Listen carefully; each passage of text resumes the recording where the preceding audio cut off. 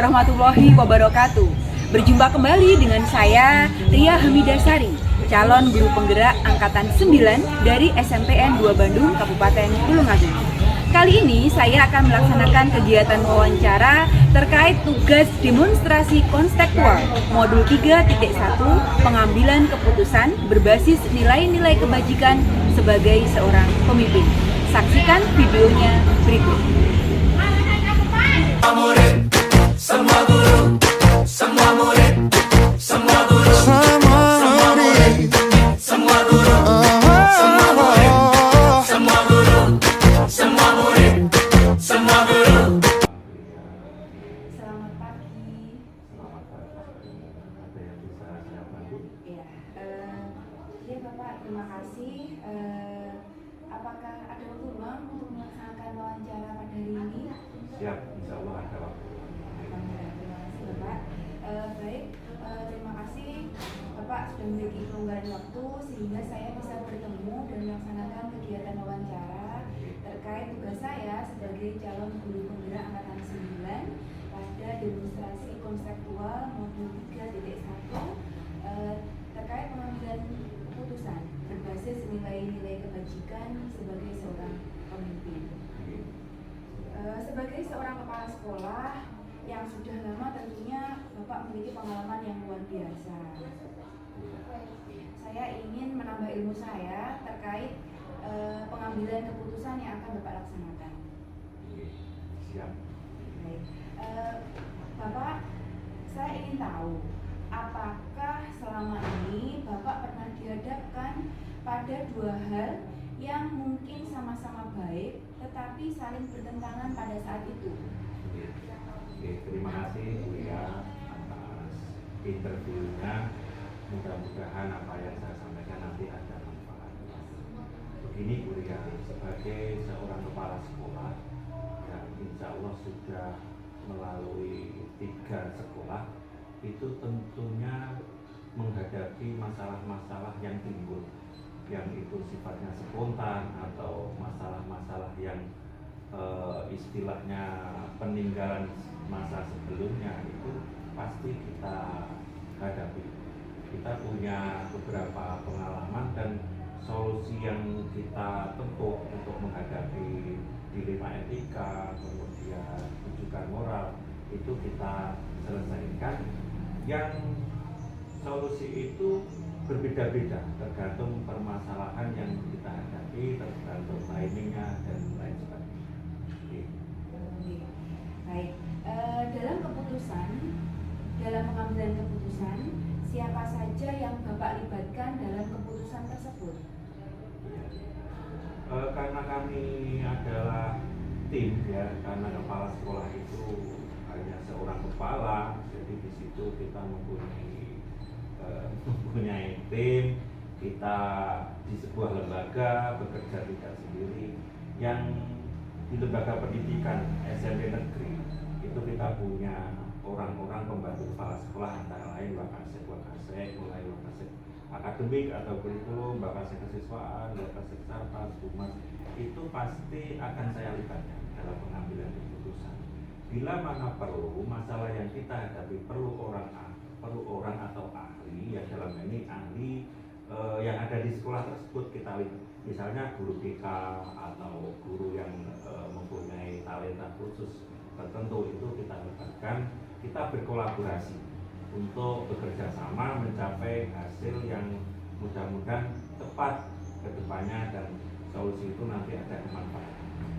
Ya, berarti untuk penyelesaian masalah itu atau yang dilibatkan itu cukup orang-orang internal sekolah gitu nih Bapak? Ya tergantung masalah yang kita hadapi. Kalau masalah itu cukup dengan staf ya staf, cukup dengan orang internal ya. Kalau perlu juga masalah ini juga mungkin pengawas, tapi selama pengalaman saya kita belum pernah melibatkan dinas pendidikan ke atas kita untuk datang. Kita masalah yang kita hadapi selama ini, pengalaman saya, mohon maaf, ini sudah bisa tercover kita sendiri.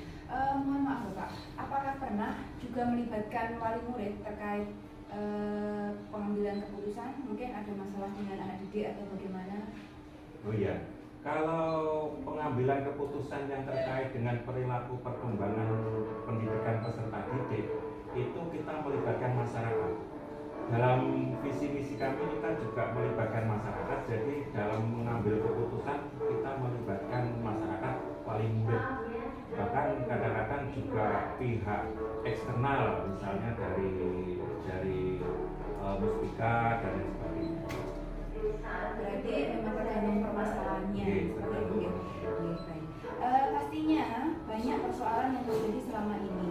Bagaimana cara Bapak dalam membedakan kasus-kasus atau persoalan yang Bapak hadapi itu termasuk dilema etika atau termasuk dalam rujukan moral? Iya, terima kasih. Ini ada dua etimologi yang ini kita harus bisa membedakan antara apa itu tadi Dilema etika dan rujukan rujukan moral. Itu kita kembalikan kepada akar permasalahannya.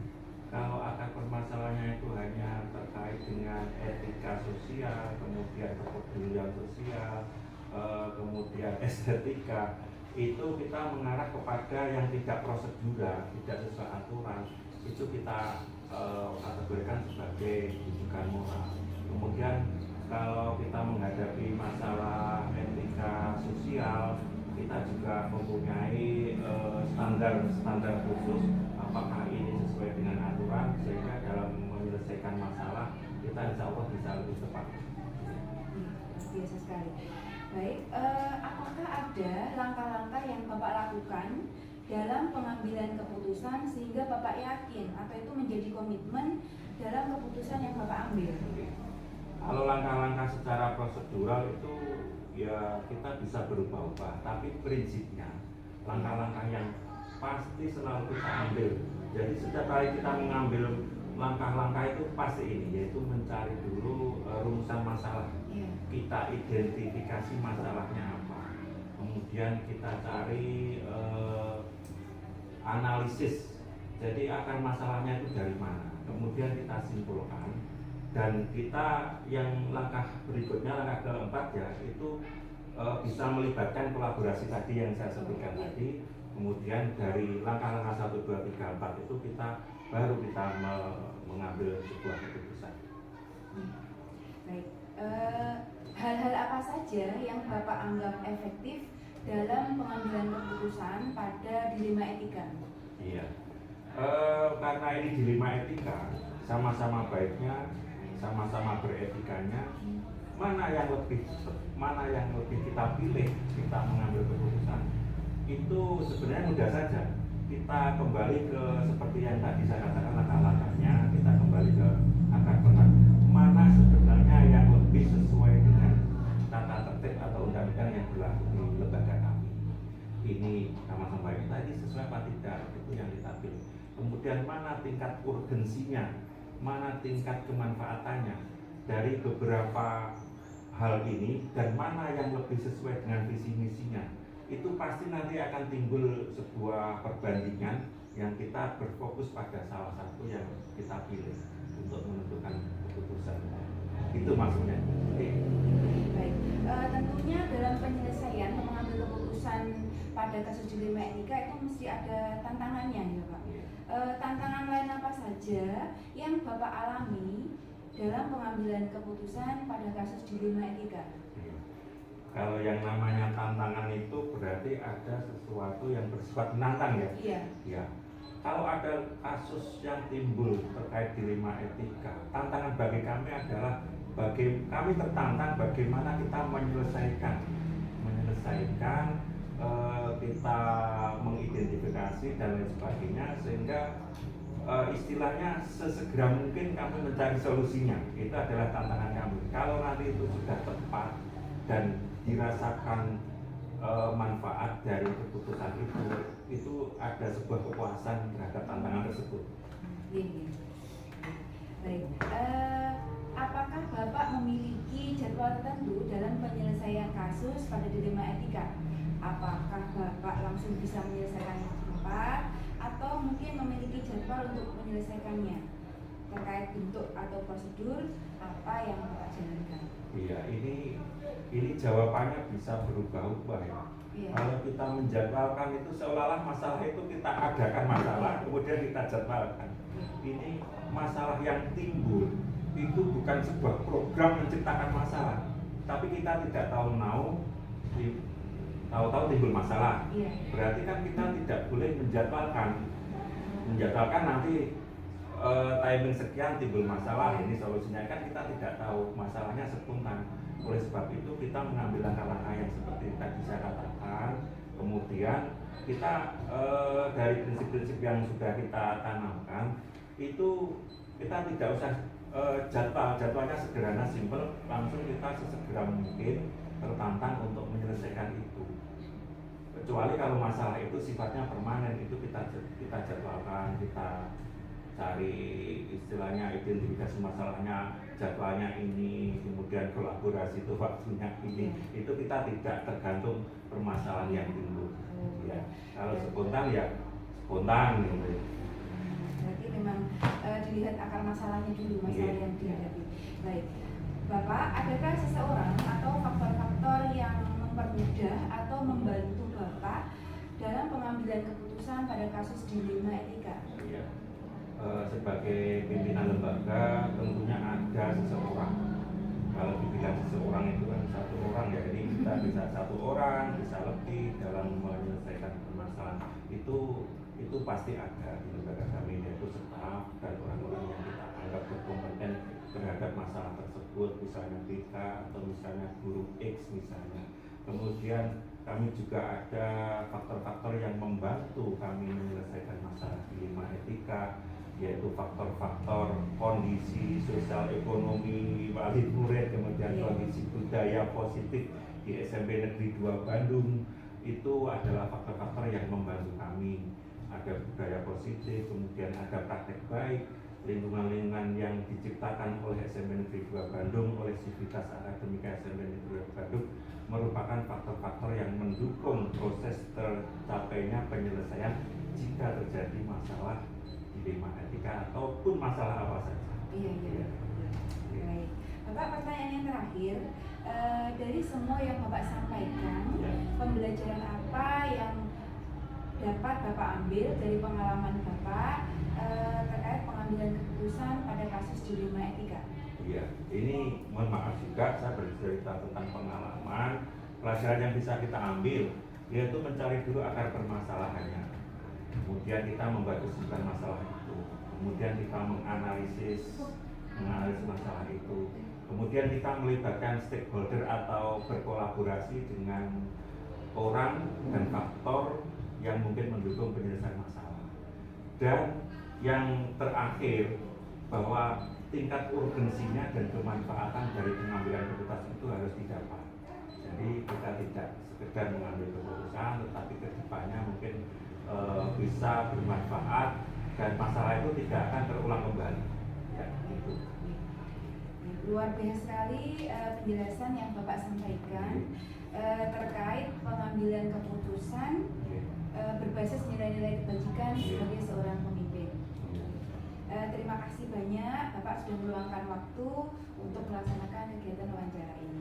Semoga nanti saya diberi kesempatan menjadi seorang pimpinan atau atasan atau kepala sekolah sehingga saya bisa mengambil keputusan seperti langkah-langkah yang Bapak laksanakan. Amin. Baik Bapak, minta dukungannya terus untuk tugas saya. Semoga saya selalu bisa melaksanakan tugas saya dengan lancar. Dan terima kasih untuk kegiatan hari ini. Semoga Bu Ria sebagai calon guru penggerak nanti bisa lancar dan sukses untuk menjadi guru penggerak dan kedepannya menggantikan estafet kepemimpinan yang kami pegang. Amin. Selamat berjuang. Terima kasih Bapak. Selamat. Semua murid, semua guru, semua murid, semua guru, semua murid, semua guru, semua murid, semua guru. Assalamualaikum. Selamat sore Bapak. Apakah ada waktu luang untuk melaksanakan wawancara hari ini? Alhamdulillah. Terima kasih Bapak sudah memiliki waktu luang sehingga saya bisa bertemu dan mewawancarai Bapak untuk melengkapi tugas saya demonstrasi konseptual modul 3.1 terkait pengambilan keputusan berbasis nilai-nilai kebajikan seorang pimpinan. Bapak, sebagai seorang kepala sekolah yang sudah lama tentunya mempunyai pengalaman yang luar biasa. Saya ingin menanyakan beberapa hal, Bapak, terkait pengambilan keputusan. Baik, Bapak, saya ingin tahu apakah selama ini Bapak pernah dihadapkan pada dua hal yang mungkin sama-sama baik, tetapi saling bertentangan pada saat itu. Di negara kami memang banyak, tapi pernah terjadi suatu dilema kebijakan keputusan yang sifatnya itu perlu harus membuat keputusan daripada semua instansi atau tersebut baik di sebelah kami. Baik, dalam pengambilan keputusan, siapa saja yang Bapak libatkan dalam keputusan tersebut? Semua di dalam pengambilan keputusan saya tergantung dari suatu permasalahan yang ada di sekolah kami. Kalau istilahnya keputusan itu perlu melibatkan daripada lembaga atau personil SD kami juga melibatkan semua dewan guru yang ada di SD kami.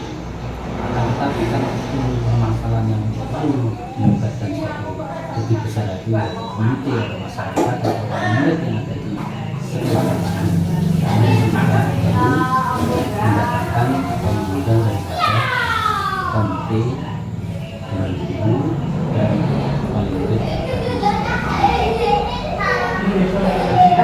Bapak, pastinya banyak persoalan yang terjadi selama ini. Bagaimana cara Bapak membedakan mana yang merupakan dilema etika dan mana yang merupakan rujukan moral? Dilema etika itu biasanya itu berkaitan dengan keputusan apa dengan melakukan atau anak itu bisa kelas atau berhenti di kelas atau anak itu melanjutkan kelas. Kalau dilema etika itu bapak kami rujukan moral itu adalah tentang bagaimana kita itu memutuskan tentang moralitas atau bagaimana perasaan daripada lembaga kami atau permasalahan yang ada di lembaga sekolah.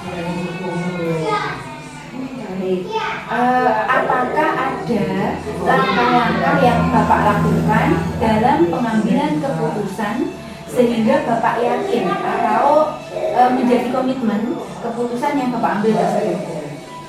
Keputusan yang saya ambil itu harus saya libatkan tidak berdasarkan keputusan saya sendiri, tergantung suatu permasalahannya. Permasalahannya itu banyak sekali, kompleks di dalam sekolah kami itu kompleks. Semua di dalam suatu lembaga mesti ada permasalahan, sehingga permasalahan itu bisa diputuskan oleh kepala sekolah, bisa juga diputuskan oleh semua, melibatkan semua dewan guru, bahkan KMT, bahkan Bapak. Jadi di dalam memutuskan suatu permasalahan di dalam lembaga ini tergantung dari permasalahan itu. Ya, kami menelaah atau mempelajari dulu permasalahan. Kalau yang melibatkan dari dewan guru, ya kami undang semua dewan guru di dalam rapat dinas.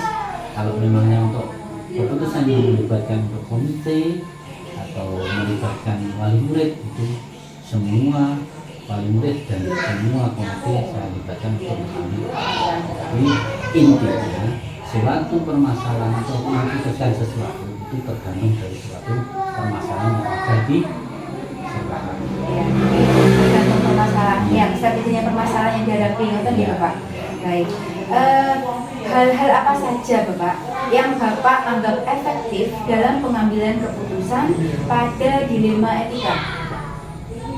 Di dalam dilema etika itu saya bisa melibatkan dewan guru, terutama guru kelas yang di dalamnya ada suatu siswa yang perlu penanganan khusus.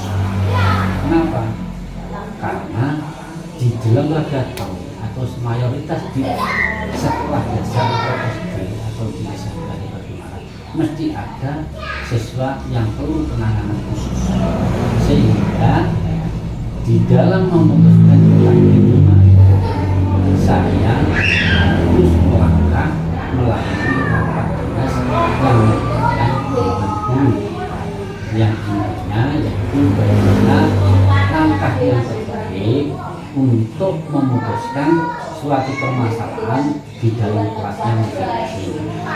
Itu biasanya pada kelas, karena ada anak misalnya di bawah KKN nilainya, tapi nilainya prestasinya di bawah KKN, tapi anaknya itu rajin, masih rajin, maksudnya rajin. Nah itu kan dilema, mau tidak dinaikkannya bukan masalah, mau dinaikkan juga bagus, akan tapi itu semua harus diambil sesuai rapat kebijakan guru.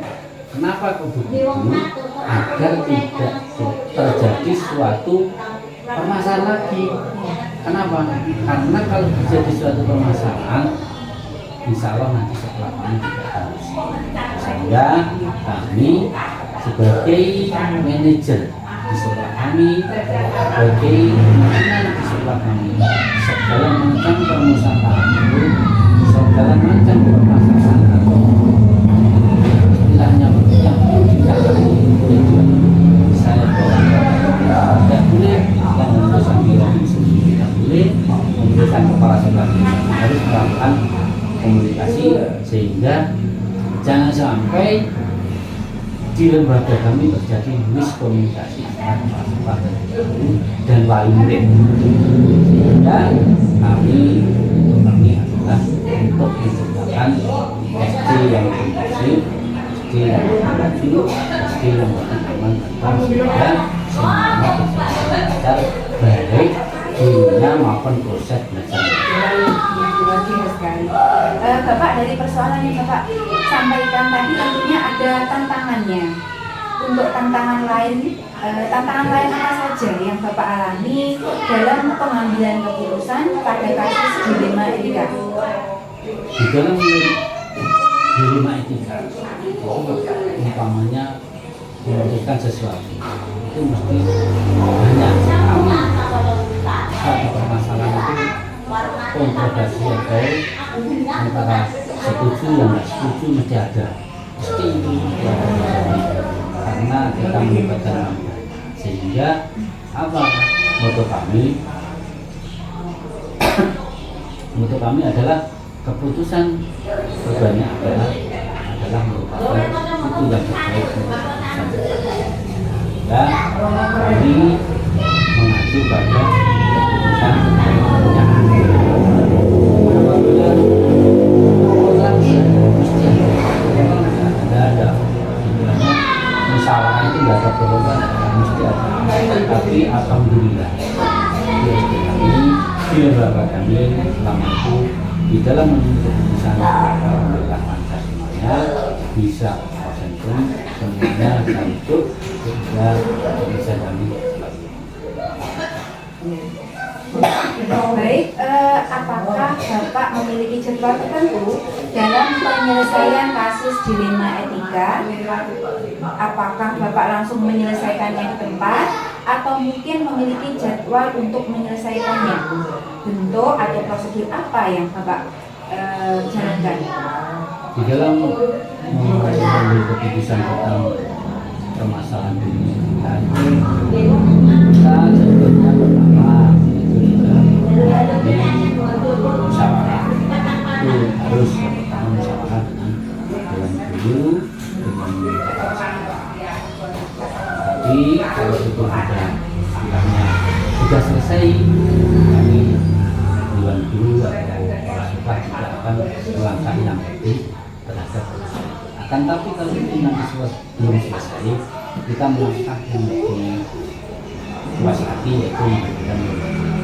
Tapi selama ini lembaga kami di dalam menangani dunia ketika tidak melibatkan yang lebih tinggi. Cukup alhamdulillah cukup Dewan Guru dan kepala sekolah kami sudah melakukan keputusan, dan keputusan kami alhamdulillah diterima oleh wali murid secara alhamdulillah, sehingga alhamdulillah kasus-kasus anak itu alhamdulillah sudah terselesaikan. Memang ada kasus, tapi karena kami selalu melangkah yang terbaik, berjalan yang terbaik, selalu memberikan musyawarah, kami alhamdulillah wali murid juga saya berikan pengertian. Alhamdulillah kasus-kasus itu alhamdulillah ditangani dalam lembaga sendiri sudah selesai. Berarti alhamdulillah bisa tertarik dalam lingkup internal ya Bapak, dengan kolaborasi koordinasi selalu. Baik, Bapak, adakah seseorang atau faktor-faktor apa yang mempermudah atau membantu Bapak dalam pengambilan keputusan dalam kasus dilema etika? Faktor-faktor di dalam yang mempermudah itu adalah yang pertama, alhamdulillah lembaga kami kondusif, Dewan Gurunya alhamdulillah tidak begitu arogan atau bagaimana, sehingga apa yang diputuskan itu selalu berjiwa dingin, sehingga alhamdulillah semuanya menerima, tidak ada konflik, tidak ada terjadi perpecahan. Alhamdulillah semuanya didukung dengan lembaga kami yang kondusif, sehingga permasalahan itu bisa selesai. Yang kedua yaitu yang mendukung adalah wali murid yang selalu sadar dengan kondisi anaknya. Kenapa? Dia sadar anaknya tidak mampu, anaknya perlu bimbingan lagi, anaknya perlu dikelola lagi lebih baik lagi, sehingga sadar. Kan ada orang tua yang kadang-kadang nggak sadar, anak saya itu pintar, nggak ada, tapi dia terus bagaimana memegang teguh dengan kondisi egoisnya. Tapi alhamdulillah keluarga kami tidak ada kayak wali murid kayak begitu, sehingga antara wali murid, kepala sekolah, dan lembaga sekolah dan dewan guru semuanya sarujuk, sehingga permasalahan yang ada di sekolah kami di rumah kita bisa diselesaikan dengan baik dan penuh kondusif. Berarti hubungan baik itu sangat berpengaruh ya Pak, antara sekolah dengan pihak wali murid. Kita sebagai lembaga, sebagai yang dipercaya oleh negara untuk mendidik anak kita tidak boleh punya kebijakan yang terlalu diktator. Kenapa?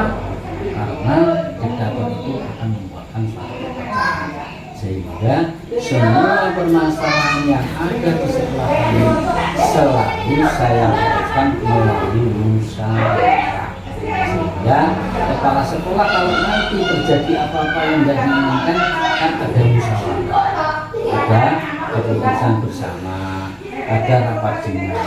Kenapa? Itu sudah mulai kebijakan bersama, sehingga kenapa? Kepala sekolah harus bisa bagaimana membuat anak buah paling murid lembaga sekolah kita bersama-sama menuju SD yang lebih atau lembaga yang lebih maju lagi dengan metode bersama. Jadi memang harus kolaborasinya dijaga terus ya Bapak, semua pihak, sehingga bisa selalu kondusif. Baik Bapak, pertanyaan terakhir, Bapak, dari semua yang Bapak sampaikan, pembelajaran apa yang dapat Bapak ambil dari pengalaman Bapak mengambil keputusan terkait kasus dilema etika?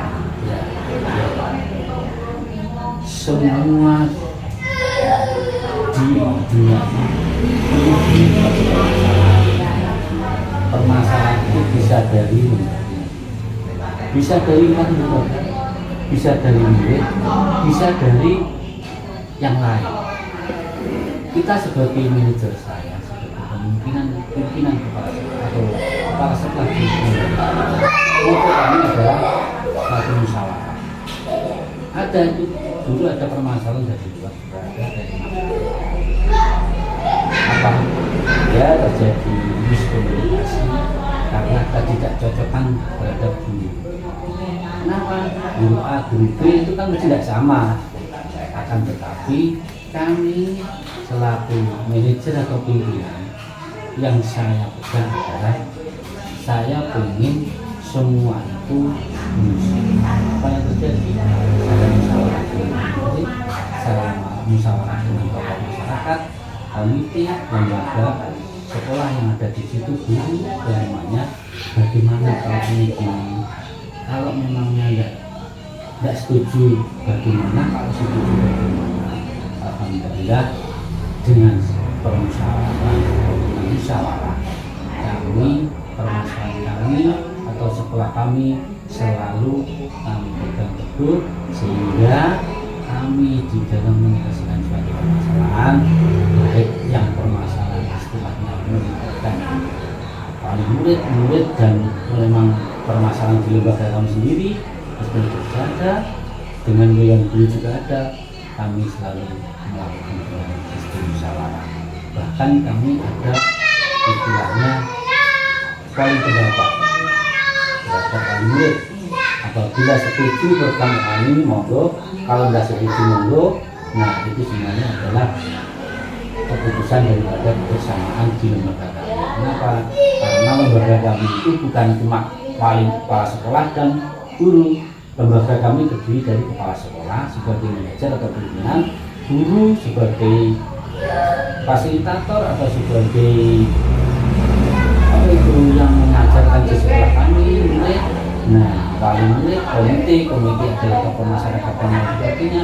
Itu semua elemen yang penting sekali bagaimana untuk melibatkan sekolah menjadi sekolah yang lebih maju dan itulah untuk sehingga alhamdulillah kami selama bertugas di sini, permasalahan yang ada di sekolah kami alhamdulillah selalu kami selesaikan dengan musyawarah dan tidak ada miskomunikasi.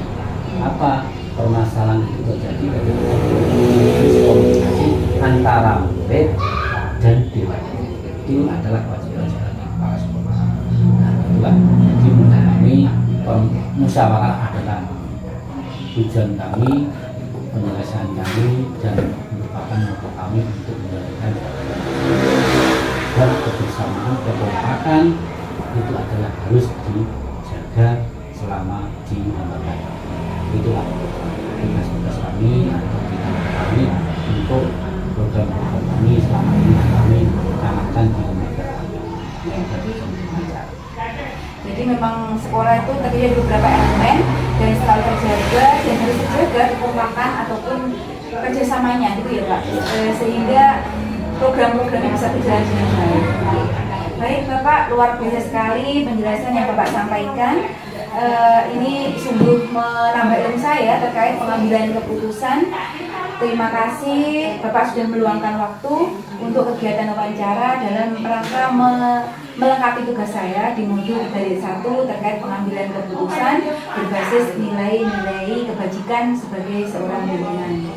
Bapak, semoga nanti jika saya diberi kesempatan sebagai seorang pimpinan atau atasan bisa seperti Bapak, bisa memiliki program-program yang tertata, langkah-langkahnya juga tertata sehingga semua bisa terkondisi. Kita doa restunya. Bapak, terima kasih, mohon dukungannya untuk tugas saya, semoga lancar dan terima kasih kembali Bapak. Assalamualaikum. Sukses. Kamu bisa belajar dari yang ku tahu. Belajar, bergerak, bermakna. Yeah. Semua murid